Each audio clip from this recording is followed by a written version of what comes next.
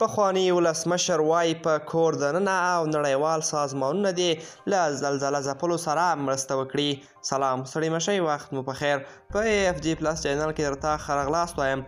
د تازه خبرونو دپاره درسره AFG پلس چینل سبسکرایب کړئ. پخواني ولسمشر محمد اشرف غني له نړیوالو خیریه بنسټونو، سازمانونو او په کور دننه له خلکو غوښتنه وکړه چې له زلزله ځپلو کورنیو سره دې مرسته وکړي.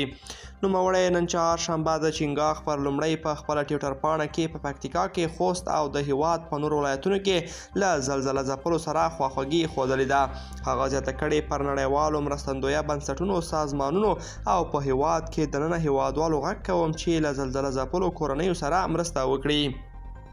پخوانی ولسمشر له خلکو غوښتي چې په دې سختو شیبو کې د دیني، فرضي او ټولنیز کلتور په توګه د یو بل ترڅنګ ودرېږي. د یادونې وړ ده چې بېګا نیمه شپه پکتیکا او خوست کې زلزلې سلګونه کسانو ته مرګ ژوبله اړولې ده. د وروستیو شمیرو له مخې یوازې د پکتیکا په 2 ولسوالیو کې تر 1000 ډېر کسان مړه او 1500 نور ټپیان شوي دي. ځایي سرچینې وایي چې ښایي د مرګ ژوبلې شمېر یې له دې هم لوړ شي، ځکه په خبره یې لا هم تر خاورو لاندې د خلکو د ایستلو لپاره د ژغورنې چارې روانې دي. دوستان، دا و زموږ د نن ورځې چمتو کړی خبر. تر بیا ښه وخت.